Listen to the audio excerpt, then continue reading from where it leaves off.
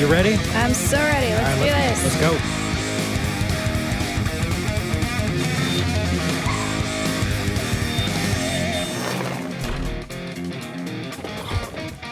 Hello and welcome to Talk Heathen!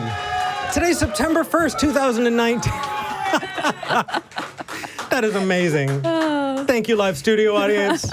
It's September 1st, 2019, Season 3, Episode 35. And with me today...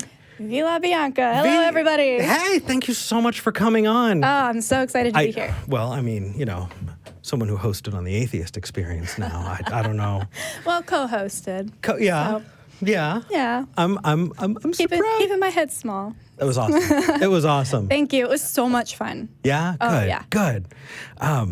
So how's your week been? Good. Pretty busy, but Yeah? all good things. Rock on. Kind of same here, actually.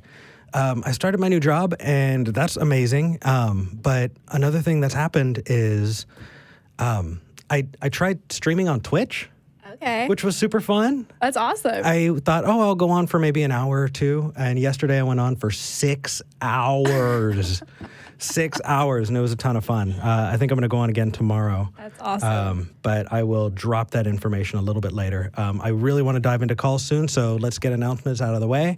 There is a new episode of Atheist Vanguard at 3 o'clock, and we're going to run long so we can try and get through till the end because I miss being on. I miss taking callers, and I miss seeing you. So with that said, is there anything else? I don't think so. We're good. All right, let's dive right in. Slim Slim. in California. Hi. Yeah. I had a couple of questions. The definition of morality. Okay. And where does morality come from? Okay. Good questions. So where would you like to start? Ooh, me? Anywhere. Okay. So when you talk about the definition of morality, we can look morality up in the dictionary, or are you specifically talking about a definition that you'd like to use in this conversation? Oh no, I think it's general. I think most consensus would be at least my understanding is dealing with right and wrong, just and unjust. I don't know if you have a similar definition. Sure. What's Well, yours? I mean, Or you can get a dictionary and read it off. yeah, I mean, we can do that, and that's one way to get a starting point. Mm-hmm. But I think that we would have to first talk a little bit about whether you mean objective morality, if you're referencing that, because just and unjust, right and wrong, kind of feels like an objective morality definition.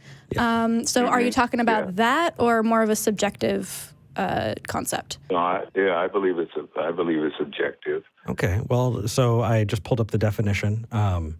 Principles concerning the distinction between right and wrong and good or bad behavior.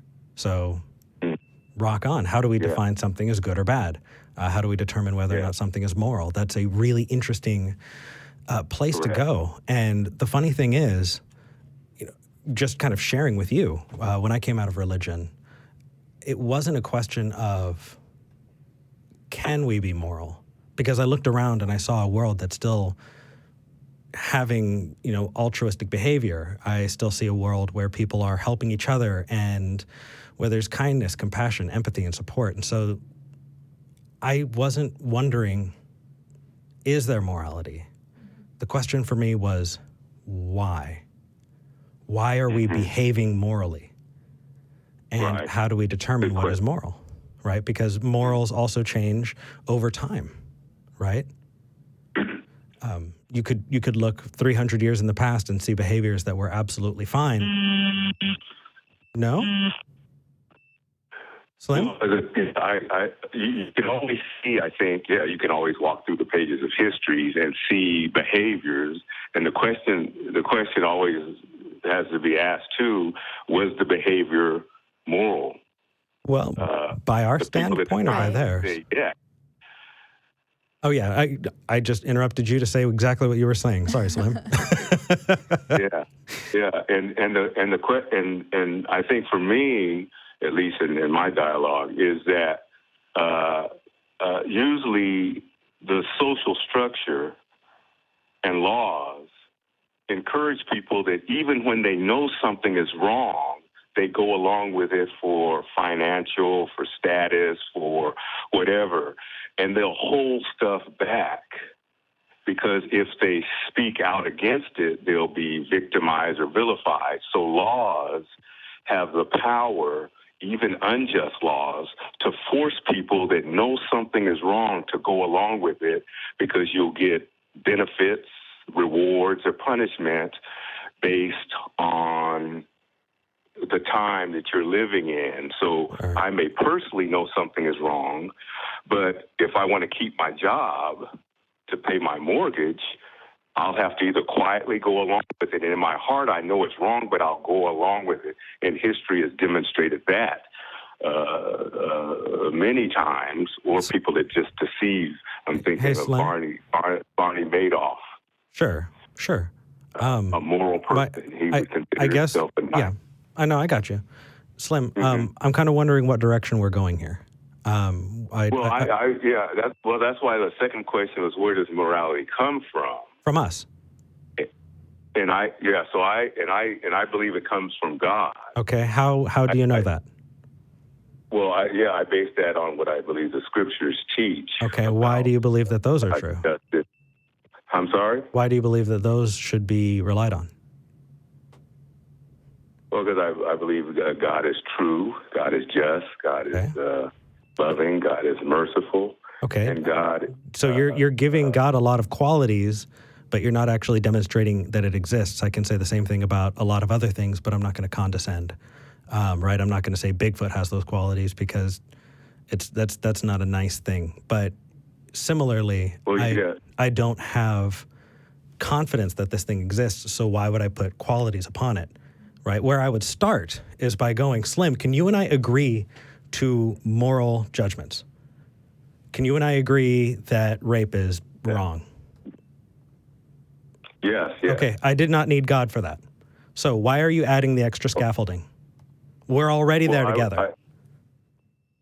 I would say you don't have to necessarily believe in God to be moral, but I do believe that God has established, and that's where we would, I guess, part ways, that God has established morality.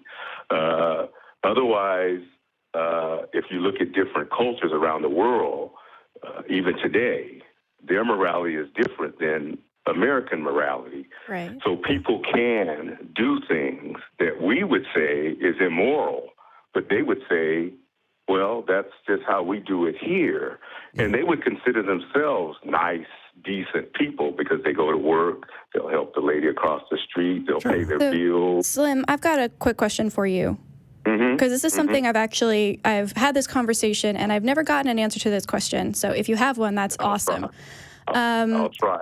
If we all access morality from the same point, if God has laid out what is moral and what is not, and we are all, as humans, interacting with that morality in some way, why are there so many different versions of what is right in the world? Why do different cultures think that different things are moral or immoral? If we all come from the same source, why aren't we interpreting that in the same way? Well, I believe, as I mentioned earlier, because social constructs in the society and the culture you live in, based on peer pressure, based on laws, I think people knew intuitively that Nazi Germany was wrong or American slavery was wrong, but the scientists and the teachers and the doctors and the lawyers and judges said, well, we'll pass a law that says it's okay to do this. It's either written or unwritten. Yeah, scientists and teachers passing laws. They get Slim, put in prison or they get their heads cut off. Slim, I wish that we lived in that simplistic a world, but we don't.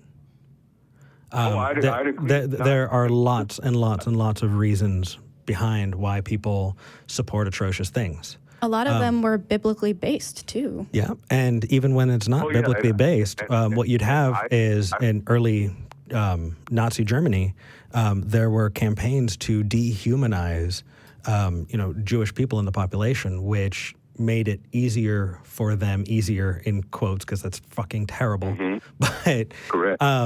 made them a little bit more palatable to round people up and ship them out because they thought they were subhuman. Correct. I think we're going to agree on a lot of this. Where we disagree is the God thing. You said, I believe it. Okay, why should I care that you believe it? Why are you calling? Why should I give a shit? Well, What's going to convince me? You don't have to, and that's the beauty of Okay. from at least from my side. Well, then Slim, then that doesn't make really great radio.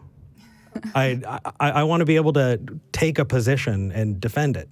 Don't you care whether or not it's true? Don't you care whether or not your God is real? No, yes, I do care what people believe, but I do believe people have a right to believe and disagree with me. That's not what the Bible says, though. Where is it? No, it allows you. Jesus never forced anyone to accept his teachings, and we can see that because they crucified him. They didn't have to. He could have stopped it, but he allowed him.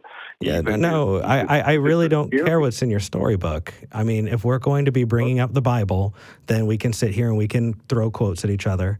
But I mean, it's a fun exercise, but I don't think it's going to get us closer. Well, my difficulty is even with atheism is that if it's true, I don't believe there is any morality in atheism, or at least in Darwinian evolution. Oh, do you conflate those two? Do you think that those are the same? Yeah, I don't believe. Well, I believe if what Charles Darwin thought about superior races. No, Slim. Do you think for a second that we're racists, or that we think that there are superior and inferior races? Oh no, I'm saying on Origin of Species. Yes, I understand that. I understand that. Races. Is it talking about animals? So races? Is it talking about animals? Slim. Species as an animal. Slim. Go ahead. You're talking about the title of a book, which, by the way, inspired lines of scientific study that caused us to be able to learn more about the world we're in. If you want to get pissed about the title of the book, go for it. I really don't care, and I'm not gonna quibble over that. But the fact is, if I accept evolution, that does not make me a racist. That makes you ignorant of my view. Okay, let me stand corrected. I'm not saying someone is a evolutionist or racist. I'm saying what Charles Darwin taught in his book. Okay, I don't care. Yeah, of course you don't care. No. But if this is the point I'm making is if we're talking about where morality came from, morality existed before Darwinian evolution had nothing to do with morality. You're reading your own crap in. And you're also going to bring in a pseudoscience that went around at the time, which was used to prop that up, but you're going to have to find somebody who believes in that to argue it. In the same way, I'm not going to take on a Christian position. I'm not going to take on a racist position either. I didn't. So, I'm not saying people that believe in evolution are racist. Okay, then what's the point of your point? Well, who cares? You can make changes in the future, but I'm saying the founder, Charles Darwin, was a racist. Yeah. Do you know what ad hominem means? Huh? Do you know what ad hominem means? No, I'm going. Well, first we have to define what is a racist. No, I'm asking you if you understand what an ad hominem argument is. It's kind of belittling someone or attacking the person. Attacking the person instead of the view. Okay, so you understand that that's fallacious reasoning. It doesn't get us anywhere. No. So we're missing something.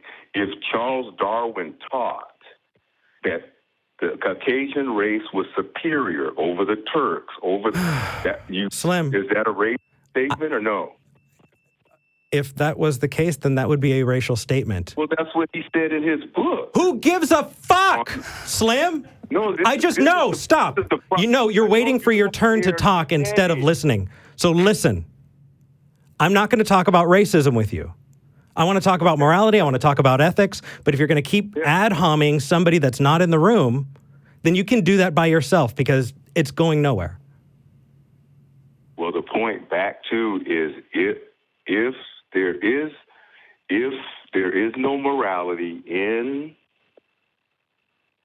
evolution, where did morality come from? That was why I just the question: define morality, and where does it come from? Okay, again, morality has nothing to do with evolution, and there are atheists who don't accept evolution. Separate those two because I agree. then separate those two because your point is contingent upon it. Mm-hmm. Okay, so where does morality come from? Perfect. I love that. That's clean. I've been talking a whole bunch.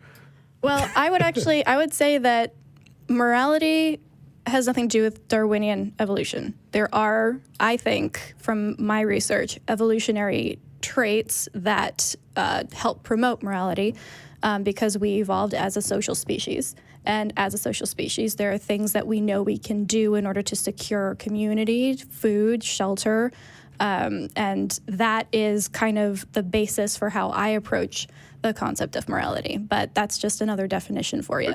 But that's your opinion. Why should I believe your position on how morality has come forth? I'm just using the similar approach you're using against me. I don't care what you think. Well, that's the same. You're giving your version. No. And when you look, Slim. When we look at we care today, about what you think. We don't care about fallacious arguments. I don't think you don't care. I'm not saying you don't care. You might want to rewind it. You just said that. Is there still people today that they haven't evolved as far? I don't know if I can use that word. Yeah, you can't. No, it doesn't work. Because their gangbangers is still killed. They know things are wrong, but they still do it. They're people identity theft. Okay, so let's be clear. Let's be clear. We're no longer talking about evolution. That was a red herring. That was a waste of time. Fine. So let's get on to morality. We talked about you and I agreed that we can agree on moral judgments, correct? Right. Okay. I'm good. How do you get the extra step of saying that a God created it? And then even beyond that, have you heard of the Euthyphro dilemma? The who? Euthyphro. You have to spell that for me, and I'll write it down and look it up. Ooh. Euthafy.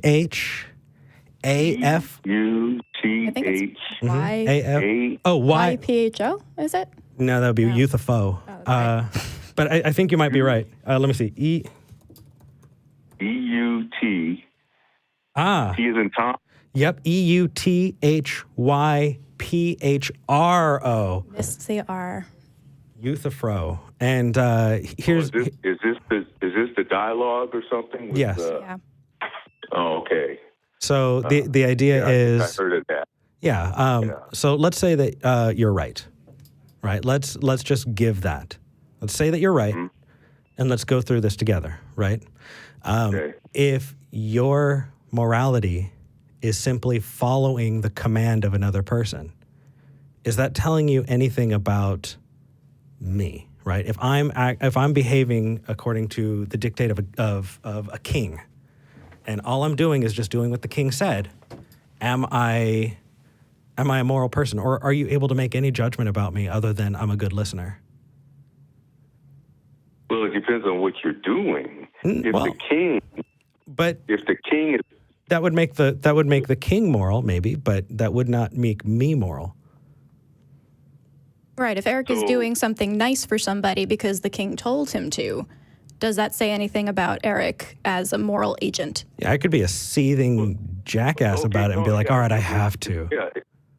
Yeah, it's more complex. So I have to know something about the person, too. Okay. Because a person can deceive someone to make them believe, or they have an agenda, and everyone usually has an agenda why they do it, and that varies with person to person. Yeah, so the more I know... We're fraying a bit on Euthyphro. But sorry? No, we're fraying a little bit off from Euthyphro. I would like to walk you through it, though. Okay. So I'll listen. Well, in short, it is if do you have Euthyphro memorized?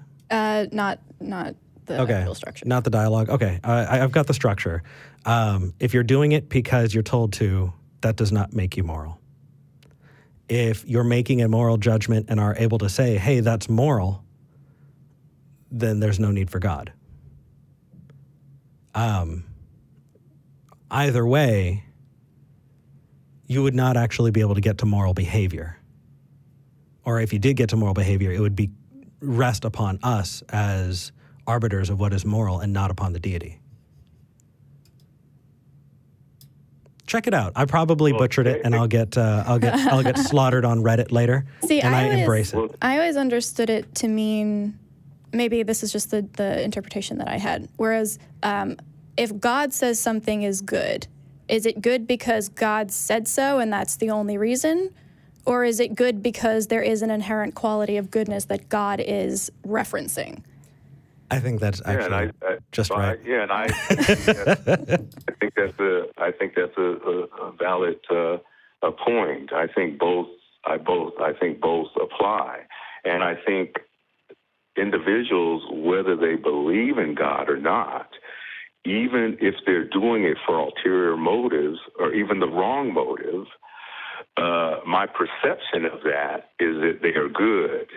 If they do something good, now everybody has motives, as I mentioned earlier. They can do something because either in our societies work that way too. A child obeys his parent. Why? Because they're good, or there are benefits because you change. And later, hopefully, we internalize that, and it becomes because it's the right thing to do. And each individual, whether you're young or old, goes through that process.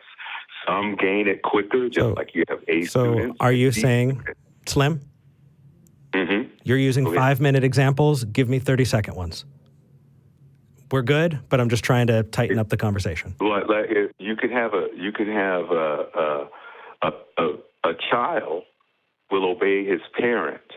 We would say that's a good parent when the parent says good things. But if a parent tells a child to do something bad, we would say, if the child does it, will we say the child is bad? Okay. Yes, we'll say the child is bad, even though he was manipulated by the parent. So in this example, are you saying that God is the parent and we are the child? That's a fine way of saying it. And you can no. I'm wondering what the hell you're saying, how it applies, what your example is. Yeah, no, I don't. Yeah, because he created us, so I would say he's our parent. Okay, quit making us. Okay, so let's make a deal. Mm-hmm. Show it before you can just say this is just how it is, because you have done nothing to shore up the assertion that a God exists at all. More or less gives half a shit about us. Or communicated with us, or had anything to do with that. But you're saying already that this God has a parent-child relationship with us. It created us and wants us to follow a moral dictate set, which, by the way, if we followed, we would see that God is incredibly cruel. But we're not going to follow that line because that's going to take us to the problem of evil, and we're not. It's just going to take way too long. That'll be other stuff. Yeah, but talk about that another time. Yeah, check out Euthyphro. I would love for you to call back, but next time you call, back up your claim instead of just making more claims. So what we did I differ from what you're saying, and you have a right to make your statement against me. What I'm saying is that I used examples to show you how we deal in life, and I posited there is a God. Yeah. And moral acts. I don't mean to bring up evolution again, but moral acts comes through evolution. And you no, it doesn't. And ask a scientist, and they will tell you that the only people saying that evolution leads to morality are idiots who don't know better. Don't be one of them. Leads to morality? I said it doesn't lead to morality. No, but the assumption there is that the opposite is true for the other side. Right? Well, the other side has to prove, too. The other side is not making a claim, so doesn't need to prove jack shit. It does make a claim. What's the claim? That's why I said beginning, where does morality come from? You said, we can see morality happening, but where does it come from? You said from us. Individual? From us. From the individual. Without people, there would be no morality. So does that mean individually? Well, as a collective, actually. Yeah. That's the point. In collective societies, American slavery, Nazi Germany, collective society, the French Revolution, collective society. Holy shit, 5-minute answers. Give me 2. Stop. Yeah, they kill. They kill people based on their morality. Okay, so you're appealing to bad shit that happens. That doesn't make it less true. It just makes it that you don't like it. Okay, I agree. It sucks, and we're getting better. But I'm not using it to prop up a assumption that I'm not actually giving evidence for. Do you understand that for you to say, I don't like you and or what you're saying, therefore what I'm saying is true? You have done nothing to build a foundation to say that what you believe is true. So all you're doing is bitching about one side, but you're not actually providing evidence to support your point. You've done nothing but point out to us how parents treat children and how bad shit has happened in the past. I agree with you on those. Those aren't, hard to get concepts. What I'm trying to get to is the meat of this. And the meat of it is you're making a very, very big claim. You're saying that morality, ethical behavior, the way we treat each other and the way we appreciate each other is given to us as a divine dictate. And we asked, how do you know that? Can you show us that? And you said, evolutionary won't get you there. I don't care. I'm asking what you believe and why you believe it. But if all you're going to do is point out that the other thing, what you consider the alternative to be to suck, then that is fallacious. That is a fallacy, and it will not get you to any real, tangible conclusions about the world. And if you use that anywhere else in your life, Slim, please remove that tool from your toolbox. A bit about what the fallacy is, so I guess we'll. And I appreciate the call and the dialogue. Yeah, I think I have read this. At least I know there's a booklet that I think I read with however you pronounce the guy's name. Euthyphro. Oh, right. But you know what? It's just a small story by Plato. Yeah. But it's been a while since I read it, and I think I enjoyed it when I did read it. But hey, periodically I'll call in and cheers. We'll have some dialogue. Absolutely, Slim. You know what I appreciate most about this conversation? Before you go. Mm-hmm. You know that I was heated, but I was heated about what we were talking about, not you. Oh. And that there, I want to be able to have that conversation all the time. So usually I'll tell the caller, the call screener, hey, sometimes I get passionate and loud. Yeah. Attacking the person. It's just I'm passionate about, and I appreciate people that are passionate about the views they hold because it's more real than, like you're saying, somebody doing it because somebody told them to do it. But when and plus it makes better radio. But with that said, Slim, I think we're going to move on to the next caller, okay? All right. Well, you have a great day. Enjoy the conversation. You have a wonderful day as well. Thank you. Whew. Yeah. You know what? I was thinking, I'm going to keep this on the rails, and I'm going to make sure that we can get to a clear conclusion. Yeah. And then half an hour later. I mean, it is a big topic. It is. There's also something I forgot to mention. We do use Patreon to help support us, to keep the lights on, to be able to do other shows like our new show, Atheist Vanguard, newest show. Atheist Vanguard that's going to be on at 3. If you'd like to support us, if you like what we're doing, please consider going to patreon.com/talkheathen-to-me. Patreon.com/talkheathen-to-me. Any little bit, really, it's $1 and $2 donations that keep us afloat. And we really do appreciate it. It is going to the nonprofit. It's going to the ACA. It doesn't go to our pockets. We're volunteers. And we're really, really happy that we get to do it. I do thank our top patrons, top 5, about 2/3 of the way through every episode. And so I will be doing that. And another thing, because, oh my gosh, I can't believe I forgot. The Bat Cruise! Yes, September 21st. Damn, yes. Thank you. I was going to say, please tell me you know the date. The Bat Cruise. So if you are coming for the Bat Cruise, get your tickets now. Now, because last year, we all didn't get our tickets.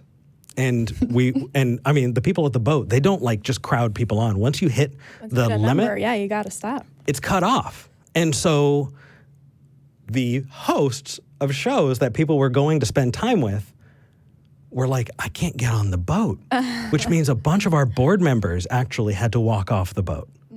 And there were people who had to sit out and wait because there are a lot of people who just were not able to. They thought they could get their tickets at the location. No, we were sold out a month in advance. I'm surprised we still have tickets. If you want to get your ticket, get it now. You can go to, the link is at the bottom right there, bit.ly/batcruise. It's definitely worth it. We're going to be there. Oh, yeah. And we'll see you there. Damn. Yeah. Okay. Brandon? Sounds good. Brandon in Arizona. Hello. Hey, Eric. How are you? Doing good. You're talking to, Eric and V. Yeah, I was actually on with you and Matt, but Matt likes to hang up on me every time, so I figured I'd call in, and you're a little more patient, so I was, I'm going to give him a shot. Sure. I'm feisty today, though, so. Yeah, he's on a roll.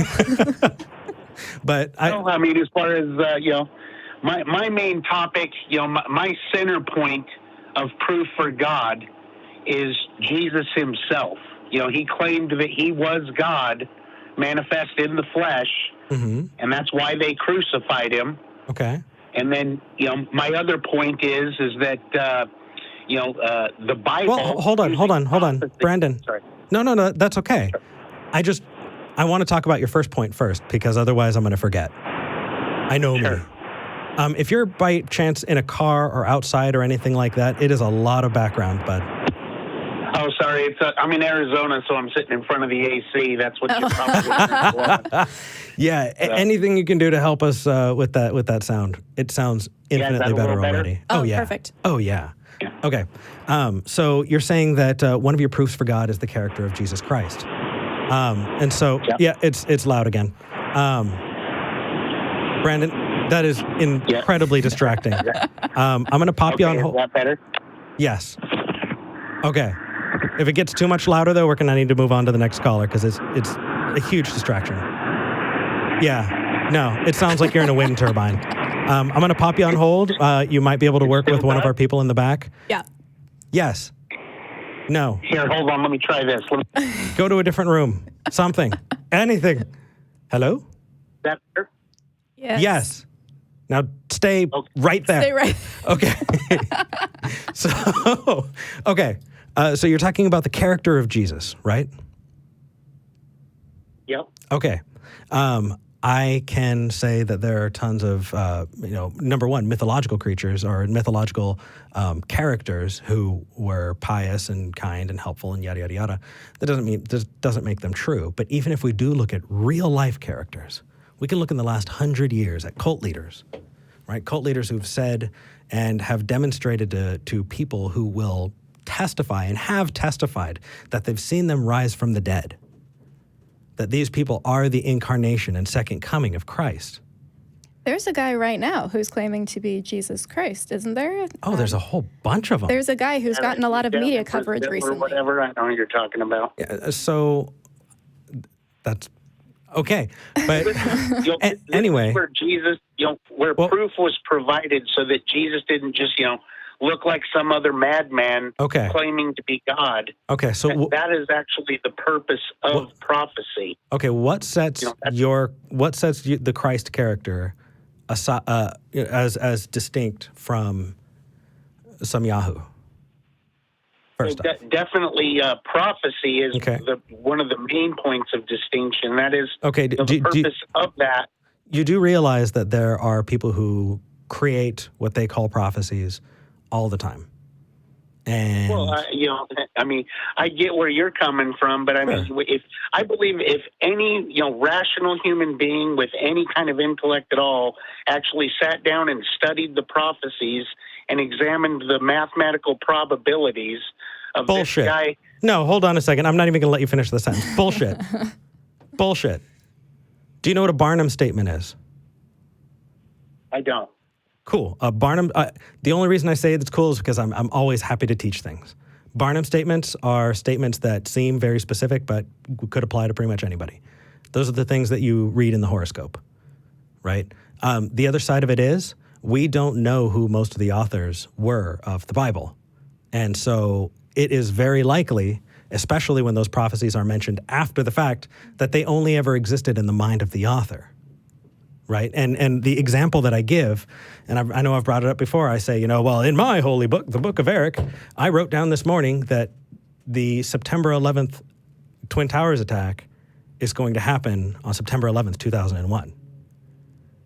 I think you would agree with me that that's wholly unremarkable because it's after the fact, right? Absolutely. Okay, so is there any way that you can... It's so hazy. And then what the hell do you mean by mathematical probability? Let me use just my favorite one. Okay. Is in the book of Daniel, and all of the, all scholars and Bart Ehrman and everybody can tell you that this book was written 700 years before Jesus was ever born.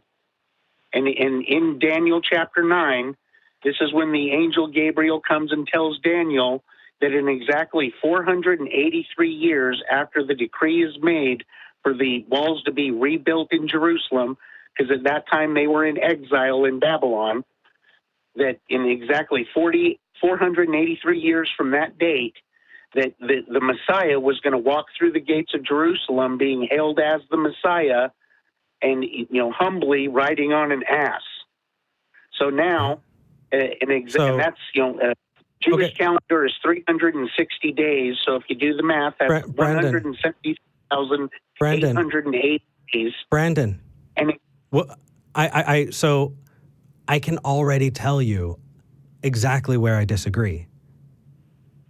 And the disagreement is I have no stock in the book that you're pulling that from at all. Sure, but... And so if I have zero stock in that book, it would behoove you to Sure, but I mean, you're somebody that understands mathematical probabilities and whatnot. Yes. And exactly 173,880 days later, Jesus rode through the gates of Jerusalem on an ass. If that's what happened, Brandon. But all we have is a story, an unsubstantiated story, by the way, that only says it's true between its covers. Right? I mean, I can open up any book. I can open up, and I'll just reach toward Harry Potter, right? It doesn't explicitly say in Harry Potter, this is a work of fiction. Do not read this. But it is internally consistent, right? Harry Potter is the chosen one, and it was foretold ever since he was a baby. And yet, it happened. What are the odds? Do you see how ridiculous this is to me? Sure. Yeah. Well, so let's do this. Let's travel down into the land of if for a minute. So now, if, land of for if. example, these prophecies that were given about the Messiah coming, it was already prophesied that the Messiah was going to be born from a virgin. According to the book. Yeah, this is all in the book, of course. Yep. It's just like Harry Potter. Somebody would have to examine the prophecies and the different dates of when each book was written to kind of go over the mathematical possibilities of this even happening. There's no way that a human being or a group of human beings could have wrote this book. That's my point. Okay, hold on. There's no way human beings could have written this book. Brandon, I'm going to drop this on you. Humans wrote the book. And to say otherwise would imply something that is impossible. Well, because what you're saying is that not humans wrote that book. And to the best of our knowledge, that's not a possible. I mean, we can program computer algorithms to write a book, but that's still ultimately a human doing it. Yeah, absolutely. But sure, but it's all given under the inspiration of God, like God. How do you know that? That's just an assertion, though, Brandon. Right. Sorry. Do you see where this is getting circular, Brandon, a little bit? Because you're saying this prophecy proves that this book was written by God, and the proof that I have that this book was written by God is the prophecy inside of it. You can't refer to your conclusion in one of the premises. That's circular logic. That's not a valid argument. Saying that prophecy is the element that proves that, yes, humans were holding the pen, but it was something beyond human beings that actually was writing the book, that was telling them what words to write. Yes, and I'm also God, and this book is also 100% real, and I'm your deity. Until you can actually substantiate the claim, we can say random weird bullshit too. It's not just the realm of Christianity. We can say all kinds of stuff, but until we actually have to back it up. Prophecies of Israel becoming a nation again, that's something that's happened more in our modern time. Okay. Yes. And also, do you know how many times people have pointed at that kind of stuff, especially when you look at, what was the name? He did a bunch of prophecies, and they could apply pretty much anywhere. Nostradamus, thank you. When you make it vague enough and you wait long enough, sure. And especially if you motivate a people to do it. Right, exactly. I mean, you have, at the time, especially at the time of the creation of Israel, this was a nation that was so caught up in wanting to make sure that they emblazoned their Christianity on every last thing, that they put it on the currency, that they put it in the pledge, and that they took actions to try and fulfill prophecies that they thought needed to happen. Wholly unremarkable. You think the Jews tried to fulfill prophecy? No, I'm talking about us. Yeah. Well, like the Christian nation? The massive amount of people here in the United States. You know that it's still on the books that you can't even run for office if you're an atheist? Let me that people recommend a good study for you is Dave Hunt did a video called Islam, Israel, and Armageddon that really does a great job of breaking down the prophecies. And I mean, I just don't think you can look at that evidence and go, hey, human beings were capable of doing this. You know what? If it's anything like Lee Strobel's Case for Christ and that exact argument that was made in there, it's not. I'm not a fan of Lee Strobel. Okay, then I'm gonna look it up. I'm gonna spend actual time watching this, and I swear, if it is bullshit, Brandon, I am burning your ears. Okay. That's fine. I totally invite you to do that because that's where real Christianity comes into play. Stop! Whoa! Stop, Brandon! Don't be a Scotsman on top of everything. Don't do it. Don't do it to yourself. Don't do it to other people. Don't be a true Scotsman because that's ridiculous. But what I'm trying to say is that God doesn't expect us to just have faith in some pie-in-the-sky guy out in the middle of space. It's what we're really supposed to have faith in is in God's word, and that's why I just want you to know the only Bible I believe is the real Bible is the King James Bible. Oh yes. No. Okay. Oh man. There's a lot of big problems with the other versions. So the King James Bible is particularly fun. And I'll let you argue with other Christians about it because I don't have time for it. But sure. That's if they're all Harry Potter books, that's my favorite. Point real quick. Oh yeah. That's my favorite. That's Prisoner of Azkaban. There you go, right there. Oh yeah. Yeah. Anyway. As far as, it's, if you do the math, he was, told that he was going to come through 173,880 days later, and to the exact day is when he came through the gates of Jerusalem. Yeah, and we just responded. So either you weren't listening or it was not it was not compelling. One way or the other, we told you why it's not compelling for us. So repeating it more. Is only because it's just in the Bible was your rebuttal, right? Yeah. So this is where I'm giving you the argument from Harry Potter.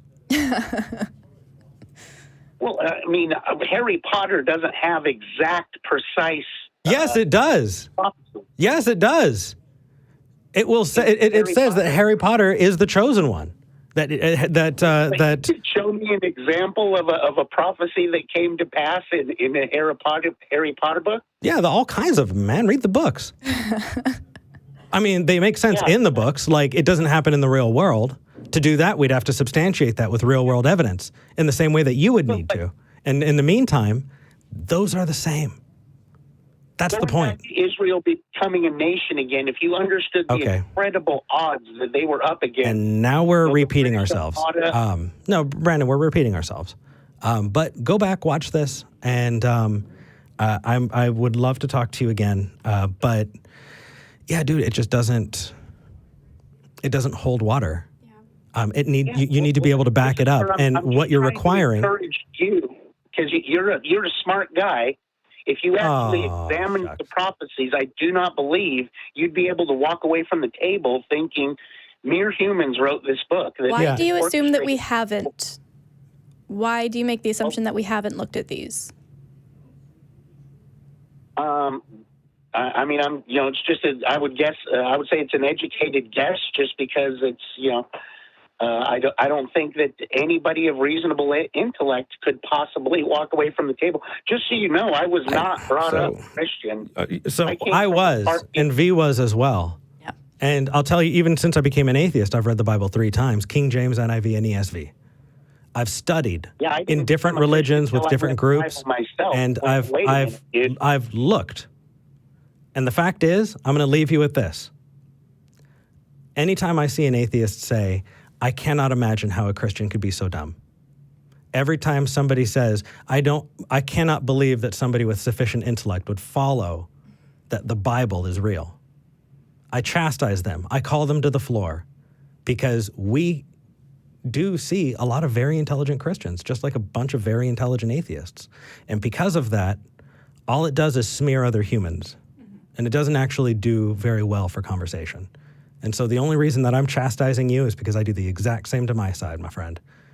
Don't say someone with sufficient intellect. History, you do know, if you've studied the Bible at all, you do know that God did speak to the Jewish people. In the book. In the book. Brandon, we're repeating ourselves. In the book. History, dude. It's not just in the Bible. Really? Where in recorded history did God speak to people? All of their traditions and everything. Yes, they because didn't just make up these traditions out of nowhere. We do it all the time. We do it all the time. Did not. You know a lot about Jewish culture, my friend, if you think that Jews are the only group in the history of humanity that has never created a culture and traditions. Yeah. Wow. What other culture decided to circumcise their penises? And with that, Brandon, we're going to let you go for the day. But you take care. And I agree. It's horrendous. And I think genital mutilation is genital mutilation. But hey, you know what? All cultures have really terrible things. So take care, buddy. Yeah, hopefully we get to talk again. I'd like that. Yeah. Definitely. Bye.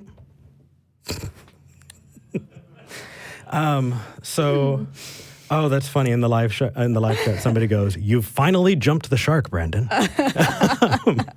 And I saw somebody put in, "What does Eric have against Scotsmen?" Oh. I keep forgetting. Scotsmen. Yeah, right?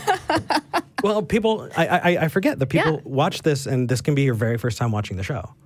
Yeah. And I've been talking and completely blowing you out of being able to talk. I've been enjoying it. Have you? This was fun. Oh, my goodness. Yeah, so do you want me to just... Sure, if you'd like to. Yeah, okay. So we love Scotsmen. All Scotsmen, not just true ones.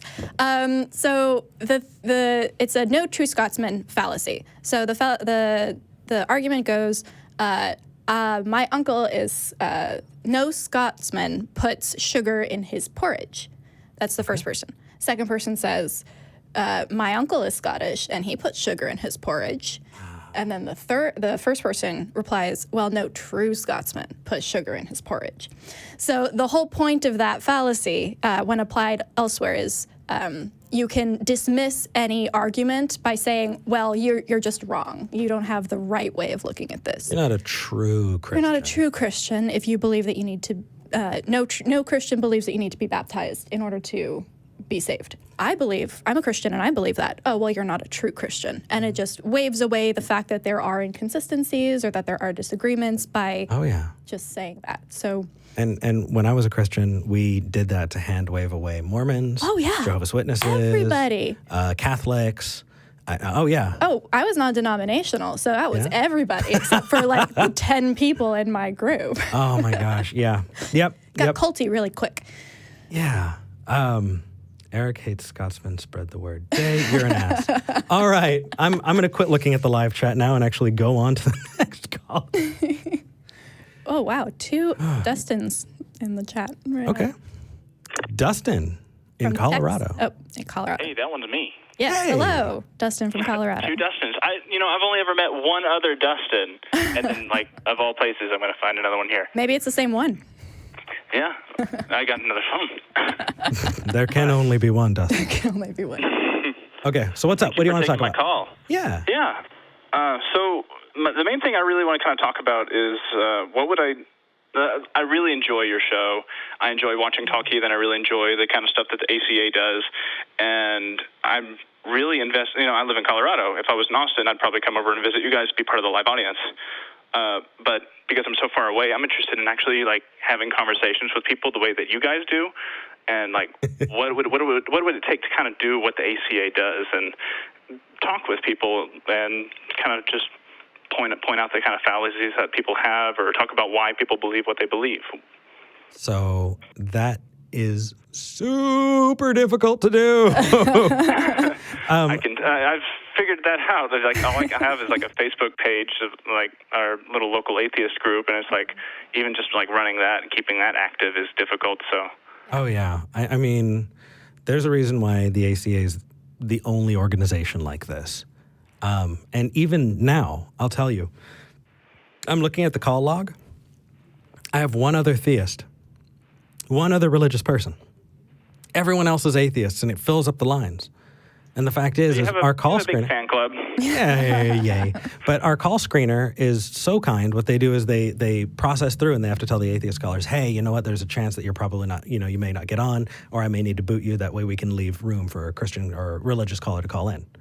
Of course. If you want to talk about the real meat of the issue is really talking with theists and really understanding why people believe what they believe. Absolutely. It's kind of a unique situation that we're in, and part of it is the history that the ACA has in having established itself there.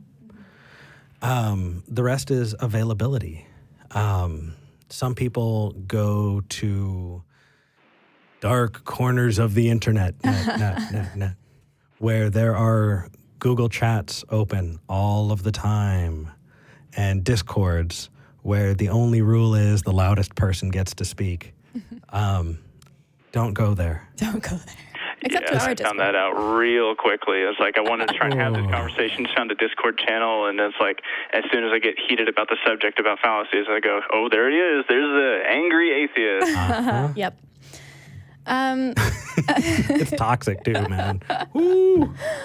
I'm fine about getting, I'm a biologist. I absolutely love talking evolution with people, and I can get super heated with people who are we can, my favorite is talking about the evolution of whales, how they evolved from four-legged land mammals, because everyone's sea creatures came to land, but we have examples of cetaceans who were land creatures going to water. That's my favorite to talk about because it just kind of blows people's minds. So, I can get real heated talking about evolution all the time. Yeah. Ooh, I should have brought you in on that earlier call, huh? Right? I was very interested. It's you can read The Beak of the Finch that talks about all of Darwin's observations of the finches. It has nothing to do with morality. It just has to do with biological features, and I don't know where or how people connect morality to evolution. But he was a racist, so everything he ever did is not true. Right. Nobody who's immoral can have a correct answer. No. Weird from somebody who's coming from the Bible. I feel like if you're going to pull that card, you got to look at your own source, too. But exactly. Yeah. But we're kind of going far afield, Yeah. and I want to definitely zero in and answer your question and then move on to the next. What did you want to ask? Yeah, I know you have a lot of callers. Yeah, we do. I'm within driving distance of Boulder. Boulder has a sort of foundation that's similar to the ACA. I wonder if it wouldn't be just like trying to get in contact with them and seeing if I could work with a group that's already semi-established about creating a talk show. Because I have like microphones and computers, and I could just do a live YouTube, create a channel talk show type thing like y'all do. It would just be like getting a phone line. Dude, you absolutely should. And I really hope it works out. Like, if you manage to get it up and going, call so we can plug it. For sure. That's what I did. I would be greatly interested. I'll be changing jobs here soon, so I'll get weekends off, and I'll be able to have my Sundays to kind of do my own heathenist things. There you go. That would be awesome. And so the funny thing is I see people who try and get competitive, and they go, oh, well, this is our... No, the only thing it's going to do is push you to get better. Yeah. And on top of that... No, I love the banter between, like, you and Atheist Experience, because, like, Atheist Experience is, like, they clearly have more viewers, but it's like, not a competition. You and I forgot the other... I know Eric. I can't remember the other one that's, like, primarily there. Jamie? Jamie, I'm sorry. Jamie. That's okay. It was like you and Jamie are always like playfully bantering with the Atheist Experience. But as long as we all have like the same kind of goal in mind, we just want to talk to people. We want to understand why they believe. Then, nobody's. It's not a competition. It's just we're all have shared interests. It's a rising tide, and all boats are rising along with it. Exactly, I like that. It's amazing. The charity and the kindness and compassion that I've seen. Nobody's turning off their TV. Thank you so much. Sorry, I just got handed water because I'm parched. But nobody's turning off their TV going, oh my gosh, there's too much atheist content. I'm sick of it. No, we have room. We have 24 hours in a day and 7 of those days in a week. Let's get out there. Yeah. Let's prop each other up. So Dustin. Yeah, well, I mean, like anybody living in Colorado, we have, look up Boulder Atheist Community or Denver Atheist Communities, and we can talk there too if you're not able to get online with these guys. As a selflessly plug a network that I don't have yet. Dude, you will build it. Yeah. And it will be awesome. Oh, yeah. And I look forward to seeing it. Well, and I will, I'll be in contact with the Boulder one and see if I can't work with them, get a talk show. Otherwise, I'll just do maybe a small time one, get like a payphone or not a payphone, I can't remember what it's called. Just get a line, and I can just host a little tiny YouTube channel with like one person calling a week. For sure. Look into voice over IP. That's what you're going to need, and it can be. I like that. It can be steep, but that's really where you're going to want to go for it. With that said, though, I think we're going to move on to the next one. But this has been really nice. Thank you for taking my call. Yeah. Keep it nice. Have a good time. Enjoy the calls that you have for the rest of the day. Will do. Thank you, brother. Hey, you have a great day. You too. All right. So we do have some room for theist callers. If you are religious and you've thought to yourself, man, all they do is talk to the nutsos. No, they're just the only ones who call in. Now's the time. Call in. Prove us wrong. If you're an apologist and you've been sitting there going, oh, well, if only I could hop on. Put your money where your mouth is and hop out of the comments. You can call 512-686-0279. All right. Okay. David, let's do it. David in Texas. Hey, hi, guys. Hello. Hey. What would you like to talk about? All right. I'm not sure what the call screener wrote, but it's essentially Pascal's wagers with like 2 extra steps. Well, before we jump in, just for context, Are you religious? Are you an atheist? What's your take on it? I'm pretty religious. Like my entire family is religious. Like I called last week. I'm the one who's like entire family like are dedicated to be pastors. My dad's pastor, grandfather's pastor. Okay. I was like in a Bible school and whatnot. And you still firmly believe? Yeah, I have no other choice. Oh, that leads right in. I love it. All right, that's a good segue. Yeah, so what would you like to... This perfect segue, if I may, to Go for Pascal's wager. Okay. So obviously you guys are familiar with Pascal's wager. For those, just really quick, I'm just going to jump in. Because we want to try and teach people, we'd like to really quick go over Pascal's wager, and I hope you agree with us. We make a small chart, and the chart that's given has 4 segments, and there's belief, not belief, true, and not true. And so if you don't believe and it's true, the punishment is eternal suffering. Yep. If you don't believe and it's not true, nothing happens. If you believe and it's true, eternal reward. Eternal paradise, yeah. And if you believe and it's not true, nothing happens. And so the way Pascal's wager is given, it is better to defer towards belief just in case. Would you say that sums up Pascal's wager? It sounds good to me. Okay. All right, perfect. So have you considered that there are infinite quadrants in this and not just 4? Oh, yeah. Okay. And so the reason there are infinite quadrants is because there would be infinite, incarnations of God. And so you'd have, Thor and Zeus and the Greek pantheon and native religions and ones that, the dude down the street from you has, which is just wild, but he really wants to show it to you. That creates so many grids that being able to land on the one where you go to eternal paradise, I would say defer not towards it, or else you'd have to believe everything, and that doesn't get you anywhere. But I've been talking over you. Go ahead. It's okay, Eric. It's what you do best, right? Oh, gosh, I know. I'm so sorry. Oh, that is a sting. That is, go ahead, man. I'm honestly just calling in to roast you, Eric. Oh, dude, you know what? My absolute favorite is when I see roasts in the comments. I cannot tell you how many just amazing zingers people have said about me. It's beautiful.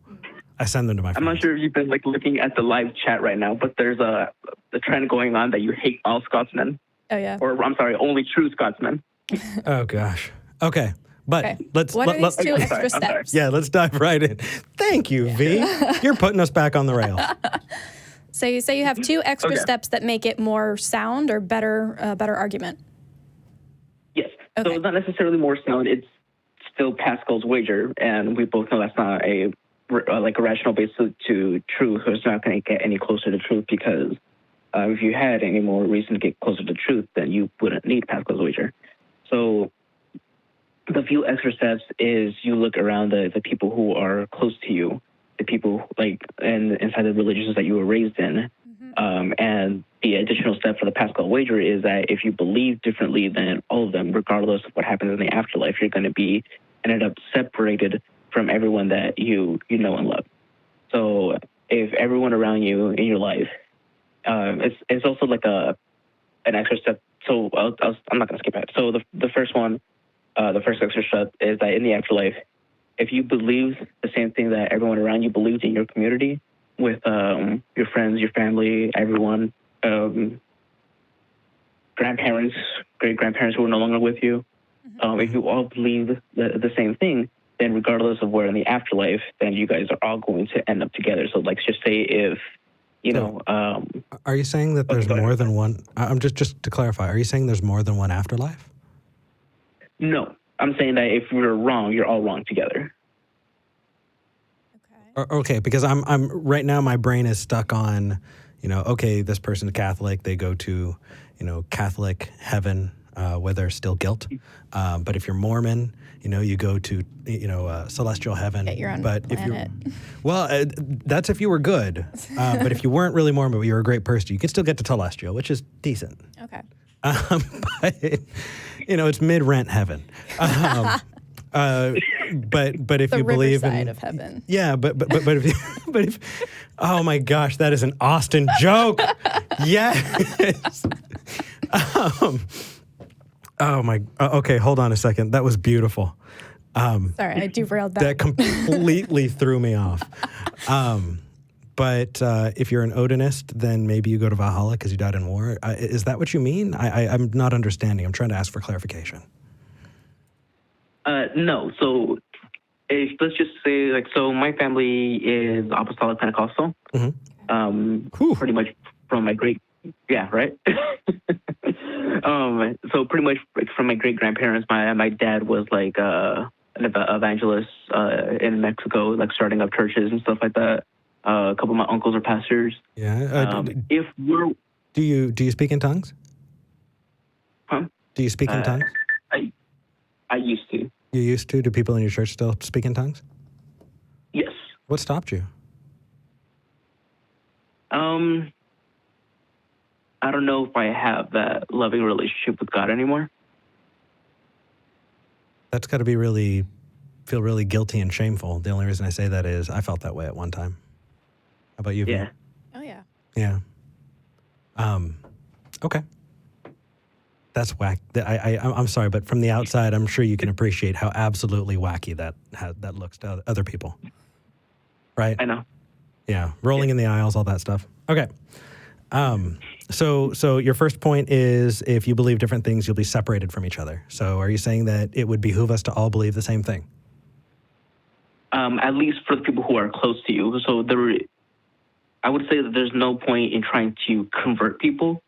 No point in trying to convert people because they'll be separated in whichever afterlife, even if it's nothing, you know? I agree, actually. We should not be converting people. We're good there. I'm also I don't mean like in just atheist ways, but I'm also talking about like just in general, or like religious things, sure. People, entities, organizations. Yeah. So I think what you're saying is an ought and not an is statement. Can you explain? Sure. So one is talking about things that exist, and another is talking about what we should do and how our behaviors should be. Mm-hmm. And how you derived that ought, I think if we look at the classic Pascal's wager, I think I can see where you get there, but mm-hmm. where we're splitting off, I think, is mm-hmm. we're not concerned with the ought until we know what the is. And so if we don't agree on Pascal's wager, then taking it a step further would make zero sense. And so I guess the question to you is, and I'm sorry I keep spinning this back around, but you have to understand this from my side. Dude, you believe that angels speak through people by possessing them. Am I right? I mean, I don't want to say that. Is that about correct? I'm not sure what I necessarily believe about people speaking in tongues. I think it's just something that our way of understanding bliss, you know, because it doesn't really matter like whether or not anything is real. People can have a relationship with something that doesn't exist. So when people are speaking in tongues, that can just be their version of trying to understand that bliss thing. Because people in the altar, you just be crying of joys, and then they'll do something that just feels natural to them, and that's speaking in tongues because kind of everyone speaks in tongues, and that's just their natural way of doing that. At least I think. I don't know. If you were to ask them, is that what they would say? Probably not. It's the same reason I had somebody, when I was on my live stream on Twitch yesterday, somebody said, somebody asked, how do you think LGBT members of Christian religions rationalize that their God would be okay with their homosexuality? Yeah. And how they come to that. And my response was, I'm not part of that community, and I'm not a Christian. I'm not part of that community. So I really am not in a position to speculate. You know what I mean? I can answer that. So I think you'd probably agree on that, right?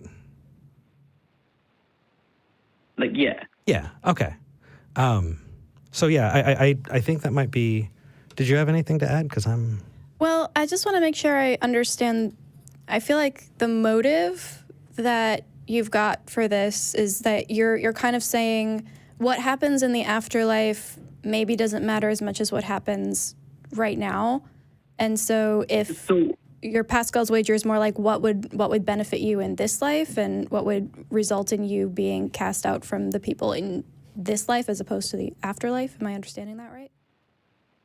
Okay, so the first part of Pascal's wager, like the first extra step that I was referring to, was solely afterlife. Right. Like, okay. If you decide to believe separate from your family, regardless of who was right in the end, you're going to be separated from them. Okay, so the goal is to maintain the family connection. Yes. Even if you're all suffering and held together. Even if we're all suffering and held together. So, even if we're suffering inside someone else's hell. Now, the other step of Pascal's virtue that it didn't get to was what you were referring to right now, Viv. And it's maintaining the community here, because what's the point of being like orchestrated from your family, you know? Oh, dude, you're talking to the community guy. Yeah.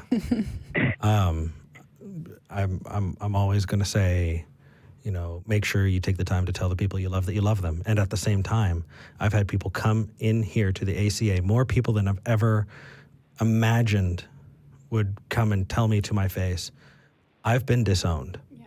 You know, I've been told the most heinous things, or I've experienced abuse because I don't believe. And my family, significant other, whatever the case is, couldn't handle that. And so, to the extent that it's not going to hurt you. What's up? I am in a very fortunate situation because my mom and my siblings know what I do and they know where I stand and they are supportive of me, and it's amazing.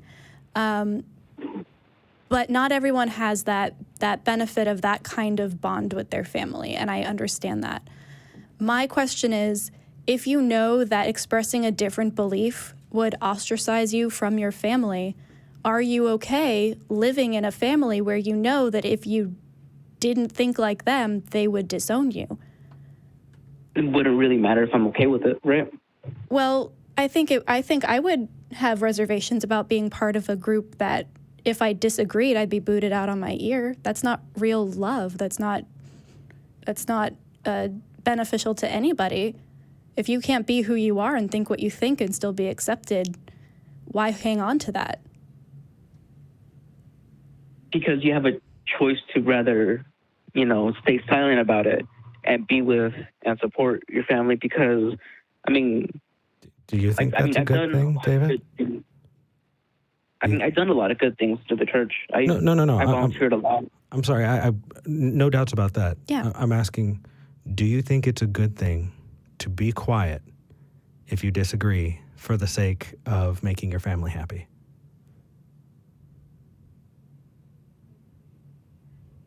So it's funny because if someone else was talking to me and asking me, should I like if they're telling me, Jay, I'm sorry, I just said my real name. Whoops. We'll continue to go with David. We're good. My bad, man. It's all good. They're like, David, should I, you know, sacrifice my happiness to make my family happy? I would say no. But if someone were to ask, you know, that same question, or if I were to ask that same question, I would say yes, that it's okay for me to do it to make my family happy. We hold ourselves to amazingly different standards. Yeah.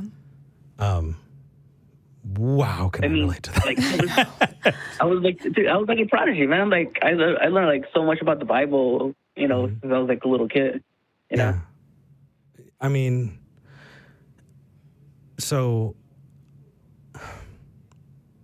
first I'll say that I need to make sure that I don't fall into fallacious reasoning on this one.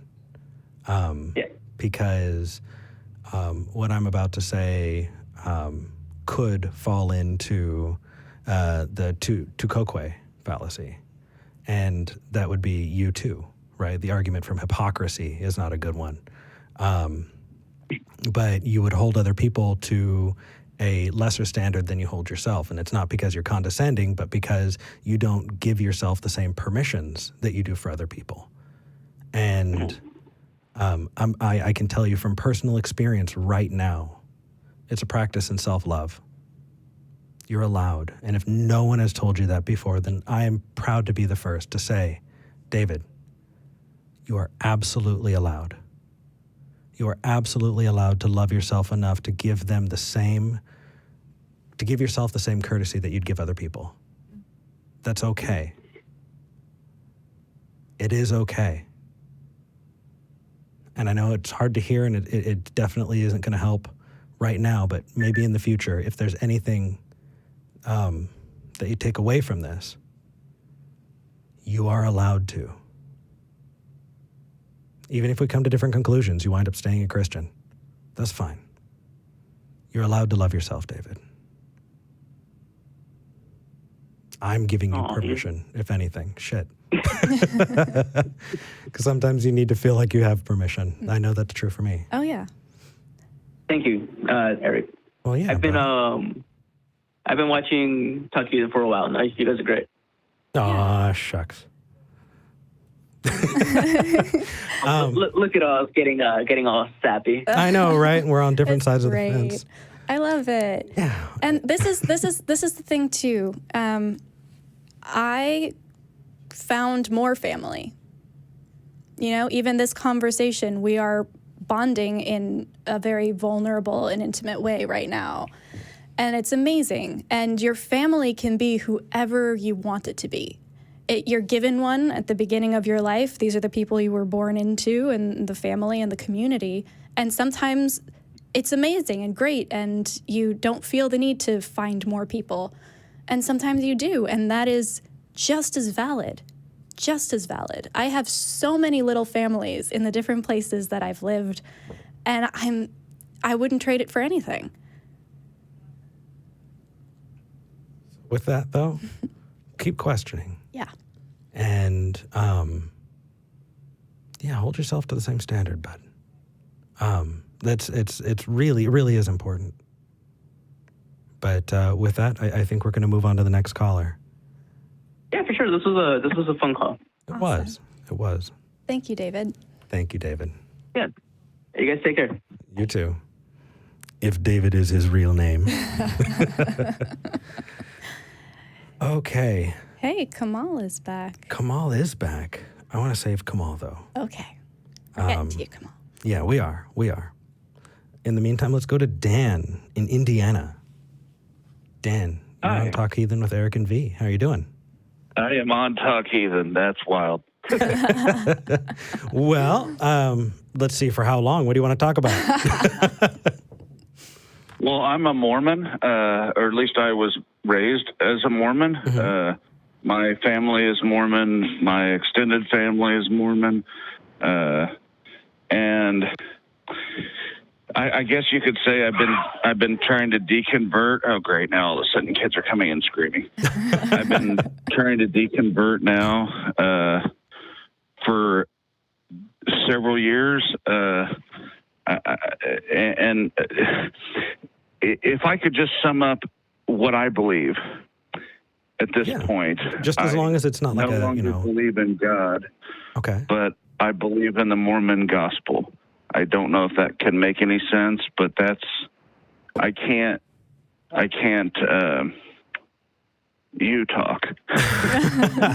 So have you looked into cognitive dissonance? Yeah, I'm familiar with what the term means. Yeah, and the only reason I bring it up is because, holy crap, that's familiar. Yep.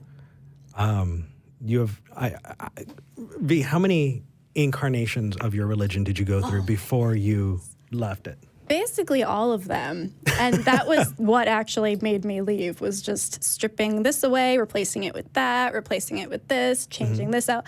And by the end of it, I was like, it's the ship of Theseus here. There's nothing left. There's nothing left of the original thing, and I'm making up my own religion, essentially.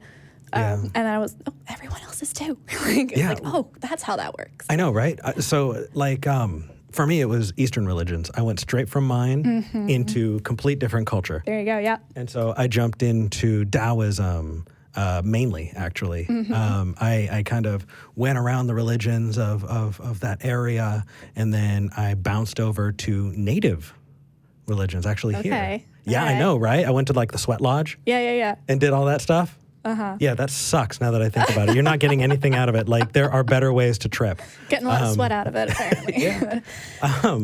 And then from there, believe it or not, I almost became Jewish. Really? Yeah, I went right back to Torah. Interesting. And there's this practice. And the practice is that you need to ask the rabbi 3 times and be denied 3 times before they will bring you in, is to really make sure that you're ready for this commitment. And somebody's supposed to tell you that. So when I called a rabbi and I said, I'd like to convert, they said, nah, that's all right. And I was like, well, fuck this guy. And so I went to a different one. And I was like, I'd really like to convert. And they're like, no, I did this for a while, longer than I want to admit. And I was like, well, the Jews don't want me. And my best friend at the time was in a Jewish fraternity, and they had a rabbi actually there, and I would have these amazing conversations with him, and it was right around that time that I realized that it might be safe to just not believe. Mm-hmm. Dan, the only reason I'm bringing up this story is because the only place that I have to be able to relate is to give you what happened to me. And it takes time, and it's okay. You still there? Yeah. Yeah. Trying to relate to what you're saying. Yeah. Well, just. Is there a reason that the Gospel of what's it called? I'm so sorry. I don't know very much about. Oh, the Book of Mormon? Book of Mormon. Okay. Mm-hmm. Why do you find that is more compelling than God belief for you? I don't. I don't really. I don't get most of my beliefs from Scripture. Where do you get them from? From the teachings of the church. Okay. So what? I think that one of the. Go on. Go ahead, sir. I think we're at a standstill. Well, we might be victims of the delay. Right, actually. yeah. But Dan, you were saying? Yeah, I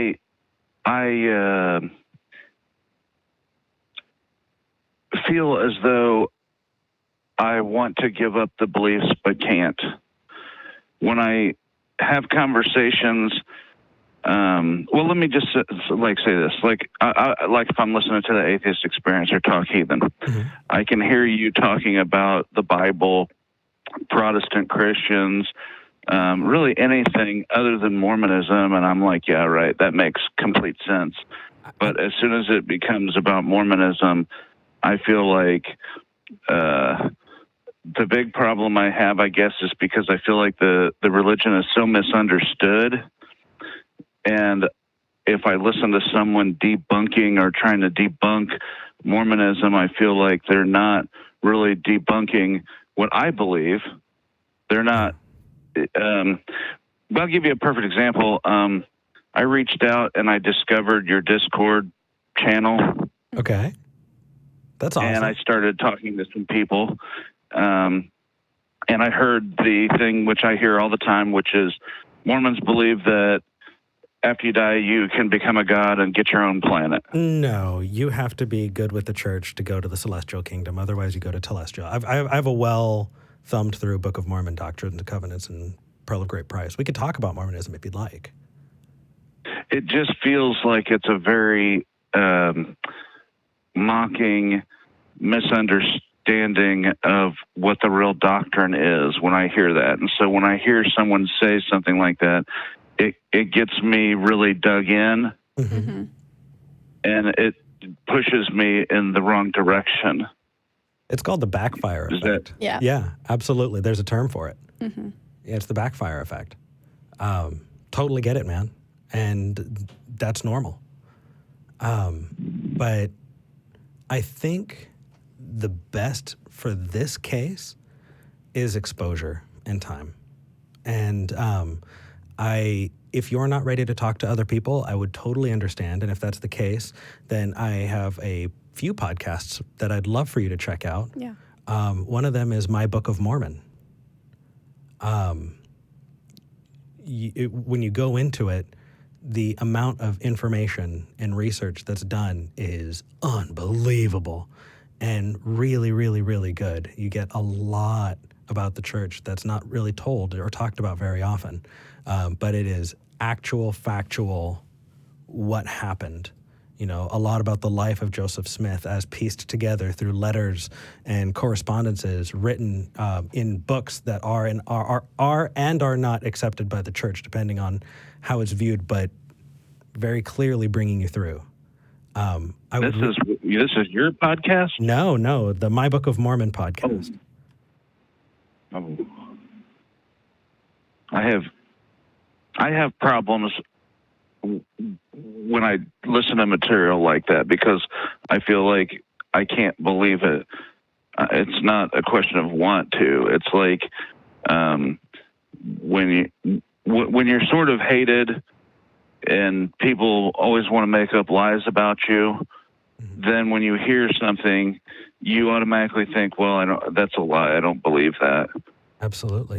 Even I don't know how to separate, because, Mormons are sort of hated by other Christians, and most anti-Mormon stuff comes not from atheists or from secular or academic sources. It's Christians. It comes from other Christians, and you feel like it's all just a bunch of lies, and that's why I have such a hard time believing. I have a hard time believing a lot of the things that I hear, and I don't know how to separate the fact from the fiction. Take your time. Take your time. The interesting thing is, it doesn't matter who writes it. Either it's true or it's not true. It's one of those things. And what I would suggest is don't be in a hurry. Take the time it's going to require to get there. You'll get there. And if you come to a different result, call us. Because if you took real time into it and you're convinced, holy crap, I want to know. But even if not, let us know. But take your time, brother. That's okay. I'm sure you know rationally that dismissing a person does not get rid of the idea, right? Certainly, yeah. Sure. So if you've been trained to dismiss the person, which is something Mormons are trained to do, I understand. But just take your time. You'll get there. I wish I could give you more, man, but it's really that much.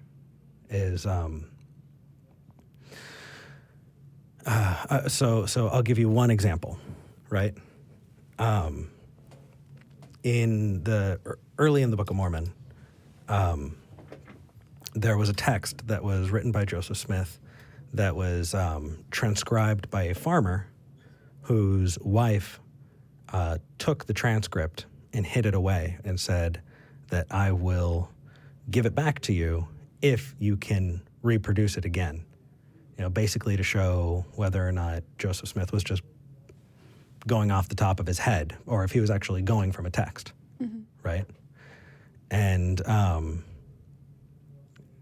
Joseph Smith came back and said, okay, well, I was visited, and I've been told that book is now closed off to us forever. And so we no longer have access to it, but we have access to another one. Is this ringing bells?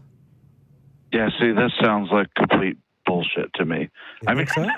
I'm not trying to insult you or say that you're lying, but that's what I feel in my heart when I hear that, because I've not heard that. That sounds that my brain doesn't want to allow me to think that's true at all. You know what? You don't have to believe it because it's me, but look into it. No, that's why I'm calling you, because I trust you. Don't trust me. I'm just some asshole on the internet. You kidding me? That. Have you seen my hair? But you wouldn't say that. I've never heard you talk to anyone and say things that are factually incorrect or that you couldn't back up with legitimate sources, But when it comes to sort of my own home turf, I can't. I can't believe it. And that makes me feel like maybe that's because it's true. And I can't deny it if it's true. Yeah. That's why I'm in such a sort of an inner turmoil, and maybe that it's God telling me I should actually go back to the church. That's ultimately why I'm calling. That's why I'm trying to discover this. And it's been 3 years, and it's like I'm no closer to, you know what I mean? Yeah. But you have to understand the teachings of the gospel are separate in my mind from Joseph Smith and where the Book of Mormon came from. You know, I look at Joseph Smith and Brigham Young as largely ignorant people who grew up in a time of ignorance, and they didn't know everything that we understand now. They didn't have the, you know, but we have a much access. Understanding. They're close enough in history, Dan, that we have access to their actual stuff and records and documents. But what I'm saying is, even if it's true that Joseph Smith was, even if it's true that he didn't have the abilities that he thought he had, then that doesn't really matter. Agreed. You know, agreed. That's separate from the gospel that he was teaching. Well, either it was true or it's not true. Whether or not he had confidence in it doesn't change the truth value of it. Either it's true or it's not true. That's exactly what I'm saying. Yeah. And when I talk about the teachings themselves, they ring so true to me. And I got you. You know. Check out the My Book of Mormon podcast. There are amazing ex-Mormon communities. If you were interested, even if you didn't want to interact, but just kind of lurk, you know, check it out. I think you may agree that more information is better, not worse. So take your time and research.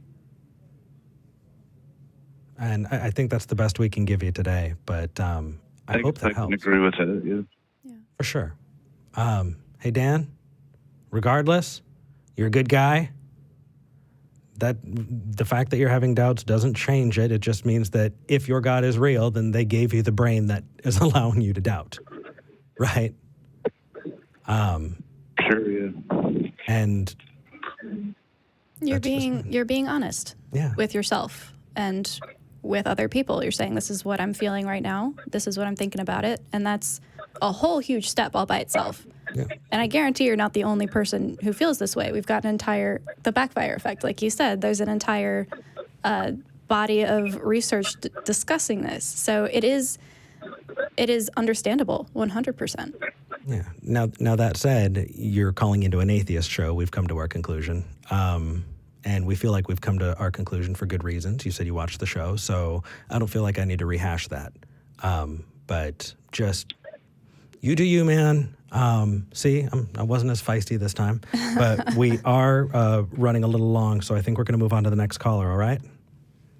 All right, Eric, thanks for taking my call. Absolutely. Thank you for calling in. All right,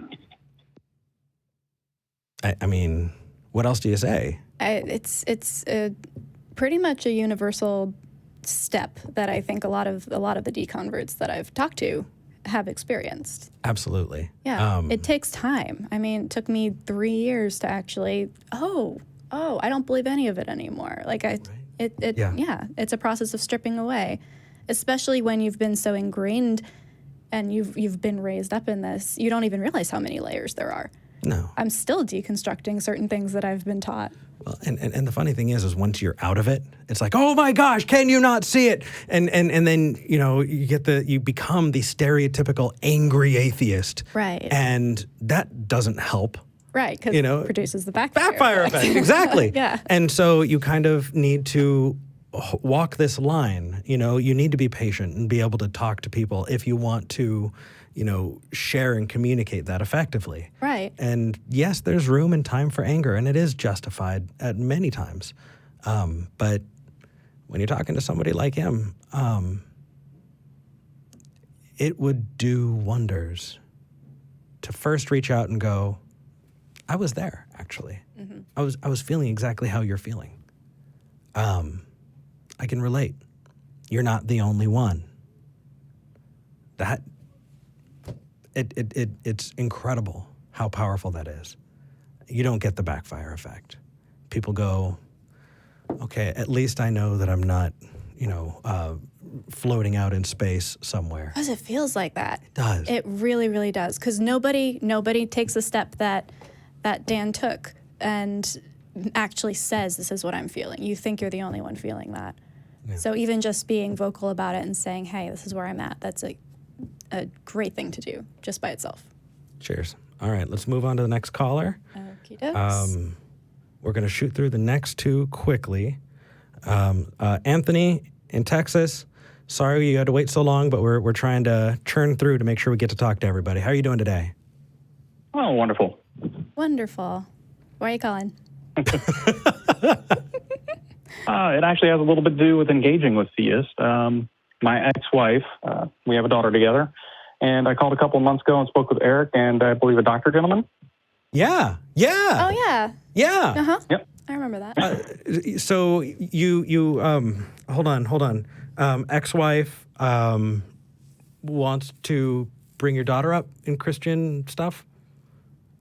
Well, is doing it and not really with my permission. So, yeah. Okay. That's the baseline, but basically I've reached out and I've talked to them now, and we've gone through almost like a 2-hour discussion about them sending my daughter to church, basically against my wishes, and trying to engage with the stepfather and the ex-wife, and really just trying to get engaged with them before my daughter's mind basically becomes some sort of war zone for ideas. That's not what I want to have happen. But after about a 2-hour discussion, they fell under the category of what I would call the religious oblivious. Talked about some of the moral problems in the Bible and stuff, and they were like, oh, I didn't know that was in there. Yeah. And they just don't really want to engage with me at all trying to have discussions or anything about it, because they feel that we're on different ends of the spectrum and there's just no need. Yeah. Yeah. Yeah. I'm sorry. We're sharing a look, and the look is, I remember when my family stopped wanting to talk to me about religion. Dude. And they're doing some other weird things, like letting my 8-year-old read the Bible by herself. And I was like, is that a good idea? Well, use this as, if anything, just like we said in the last call, the more information, the better. Yeah. If you can help instill her with critical thinking skills, and really, it doesn't have to be homework. It can be, hey, why is the rainbow the way it is? I don't know. Let's go look it up together. Let's learn. Let's try an experiment. Let's doubt a little bit. Why does this happen this way? How do airplanes stay in the sky when they're so heavy? What is it? What is this force? What's causing it? There are so many amazing things that you can explore together that can help give those tools. And I think that once you have those tools in your epistemological toolbox, you can't help but pull them out when it's time to investigate and explore other things. And if you're not there, then maybe the best thing to do is to give her those tools to the best of your ability. Expose her to other religions. I think when you called and I was with Daryl said, okay, then take her to a mosque. Right? Yes. I mean, sure. Just exposure, man. Or, just say, okay, cool. I'm going to sit down with her and read the Bible with her, but I get to choose which stories. Are you okay with that?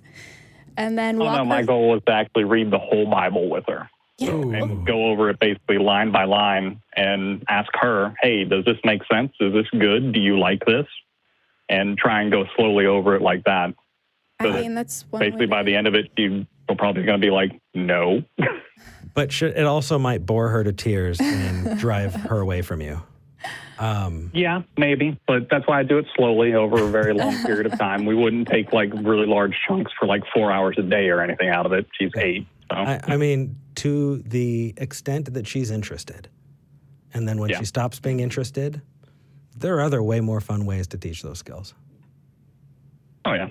So hopefully that helps. I'm so glad that you called in. I hate that it's still a pain in the ass. But you actually did it. You called back. Oh, yeah. I'll probably call back every now and then, and hopefully one day I'll be able to bring her up to see a show or something. That sounds fucking That's amazing. awesome. What's the next chapter going to be, Anthony? Where are you going from here?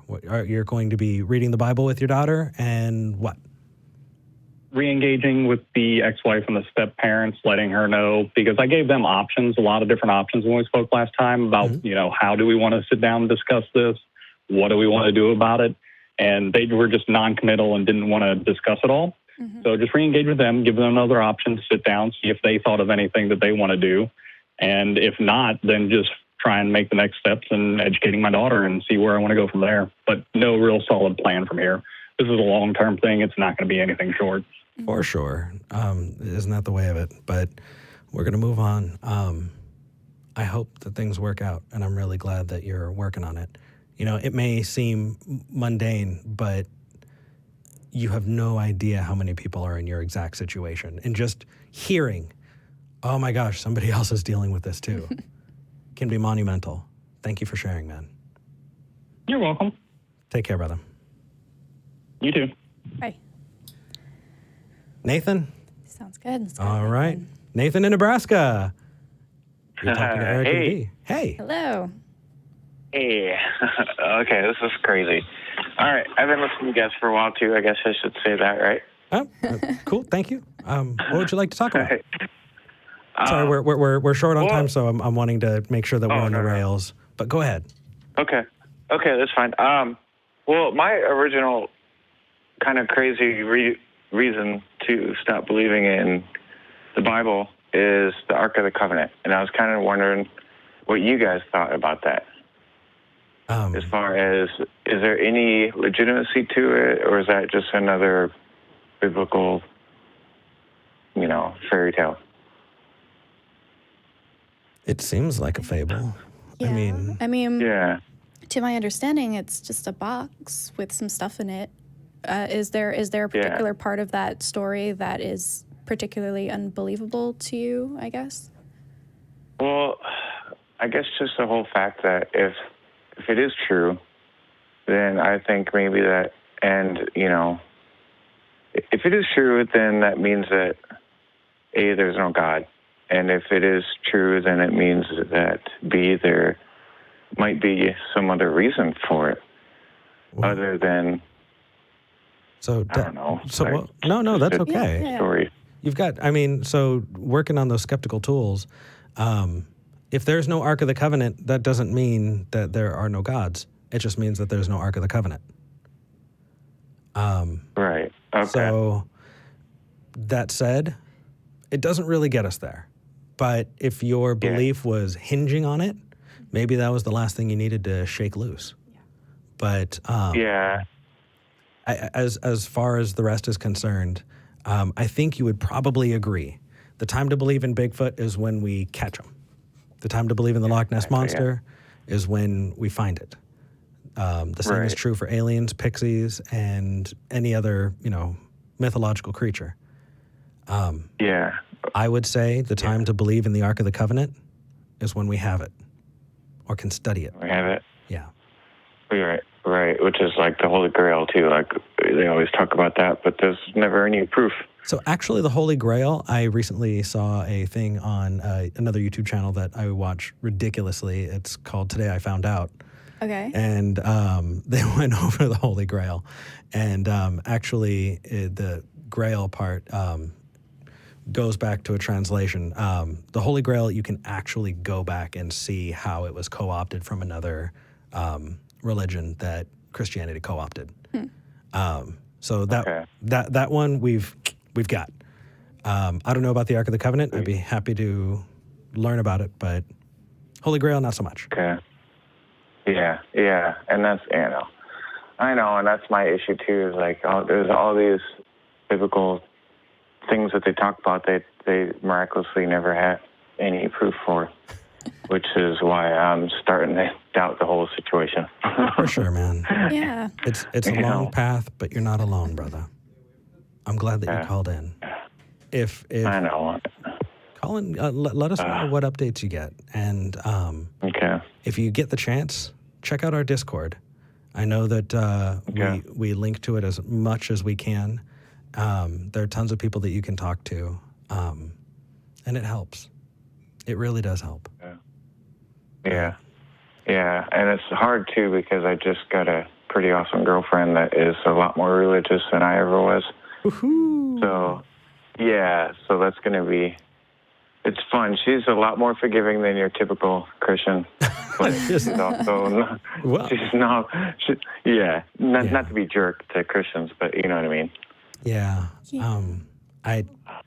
Good luck with that. Yeah. Maybe take a listen to the last caller as well. Yeah. And I probably won't tell her about this quite yet. Maybe I'll call back later with a little bit more background between her and I. Okay. Well, rock on. Once you start learning more about these things, you can't really unring the bell. The genie doesn't go back in the lamp. Yep. The more you learn, the better off you are. And that's worth it. Hopefully. But it is. I hope so. Ugh. It is, my friend. Crazy. All right. We're going to head on to the last caller, but thank you for calling in and waiting for so long. Yes, you're welcome. Thank you, guys. Okay, Kamal. Kamal. You've been waiting for a long time, man. How are you doing? Eric and B, what's good, baby? Oh, my gosh. So last time you called, you broke down a bit. Just to kind of refresh. What was going on? I finally saw the video myself, man. I saw the episode myself. And not only did I see it, my youngest brother saw it. And really? I don't know how he called me. And that's what I wanted to and so everybody who has been, when I saw the video and the next week I saw what you said, there were a few, I think Marines they were trying to get in touch with me or something like that. And please forgive me. I've been working I've just been doing my thing and I hadn't had a chance to talk to people or whatever. But I really do want to get, have conversations because like y'all was talking about earlier, you can make your family who you want. You know what I'm saying? People don't want to, if your family don't respect who you are and want to push you away or whatever they want to do, you can make your own family in this world. You ain't got to that's right. Bow down to nobody. You be your own person, be your own man, be your own woman, and do your own thing. Whoever you are, yeah. And I find that you'll be a lot happier that way. You know what I'm saying? Mm-hmm. Absolutely. And my brother called me, my youngest brother, he called me and he said he saw the video, man, and it broke his heart because he never heard me break down like that. And I didn't mean to, y'all. I swear, it just hit me because I realized at that moment, I haven't talked to my brothers and sisters in over a year. Mm. Yeah. And did they even care that they hadn't talked to me? I'm all the way in Alabama. They all the way up in Detroit. Yeah. They know I have a disability and do they care?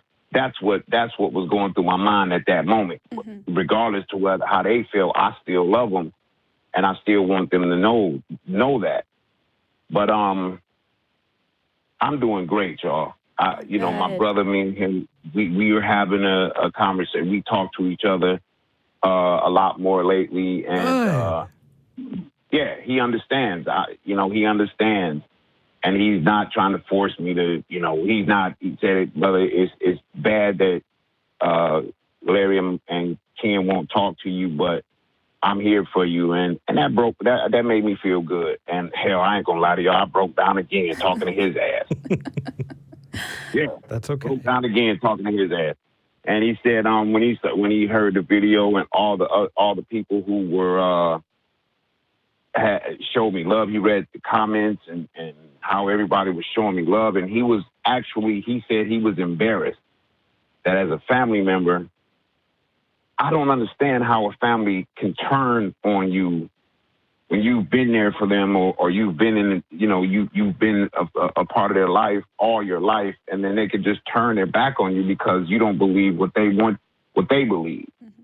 I don't understand that. It baffles me how people can do that and be that cold. But it don't matter to me. Like I said, I'm gonna be my own man. You know, I've seen a lot in my 47 years on this earth. I've seen a lot, and I know people gonna be who they are, and they gonna do that. And if you can't love a family member, if you can't love them for who they are, then shame on you. You know what I'm saying? And I appreciate all of you. I appreciate every single one of you who said nice things in the comments and all of that. It was wonderful. It was beautiful to read, y'all. Right? It really was. I'm so glad that you read them. Yeah. Kamal, yeah. I'm so fucking happy that you called. After you called last time, I walked out, I left the studio, and I went home and just laid down for a few hours. Really? Well, dude, it strikes such a strong chord with so many of us. What you were experiencing is at the core what so many of us go through. Right. That was an important call for you to make, not only for you, but for those people to who are in your position to look at that and go, right. Oh my gosh, me too. That's amazing. I never thought that. It never crossed my mind that I didn't know what it even meant to be. I know what it means to be an atheist. That just means that I have, I don't believe in the crap that that every, the religions and all that. I understand that. But I didn't know that people were actually losing their families to this stuff. I didn't know that, man. Yeah. Until I started watching y'all show. And man, I feel bad for people who are going through it. But hey, we got us, man. We got we got this community. Yeah, we do. Other. And we're proud that you're in it, man. Did you manage to get to our Discord? I appreciate it. Yeah, I did. Yes. Oh, wonderful. Good. Yeah. Good. A lot of people. And it was wonderful. It was great. Good. I'll be on there. I'll try and be on there a little later. Dude, I'm so happy. I am so freaking excited. Yeah. Good. Feel great, y'all. Nobody. The world can't.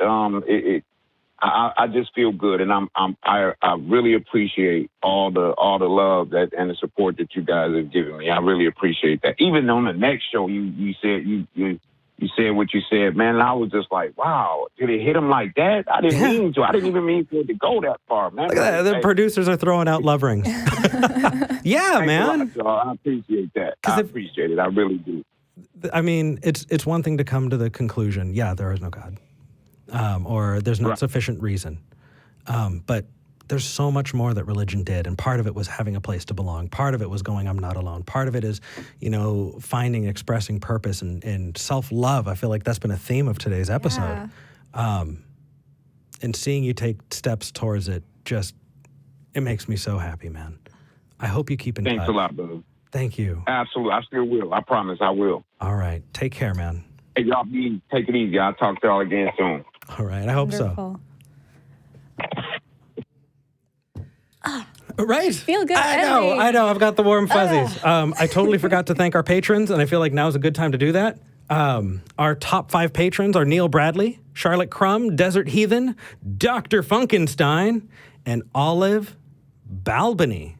New patron. Thank you so much. It's your patronage that enables us to keep doing this. If you'd like to become a patron, you go to patreon.com/talkheathen to me. I'm taking a look. We've got 1,800 people. Woo. And 248 likes. Let's smash that like button. Let's get this out there. If you liked what we do, share it out. It's not just about becoming a patron. You don't have to. You can, though. Share it out. I'm so happy to be back on the air. V, you have no idea. If people want to follow me tomorrow, I'm not going to be doing an ACA thing, but I am going to be streaming on Twitch, twitch.tv/EricTheHeathen.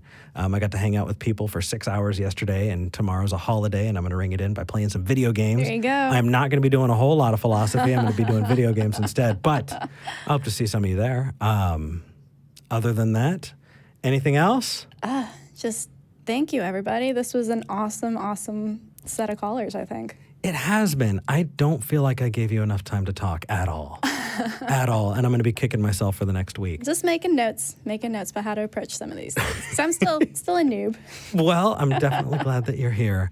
Can we get the camera to the back? I'd love to show our... Yes! Yay. Those are our people in the back! They are the ones who make this happen. Thank you so much. Oh my gosh, sticking in it for an extra long episode. Let's see. We need to get off by 3 because in 5 minutes at 3 o'clock, the new episode of Atheist Vanguard is going to be coming up. So go ahead and hop over to Atheist Vanguard if you want to catch that. And then after that, the Atheist Experience at 4:30. Let's get those. You want to throw up the love rings? Sure, yeah. Ooh, like a pro. I love it. All right. So, Kamal, you were a perfect example of it. To those of you who don't believe, this is your community. And we're so glad you made it.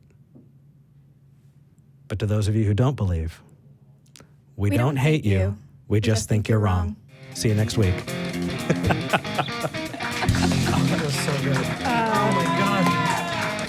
Oh, Kamal, I mean, really, honestly, I just feel super warm, fuzzy.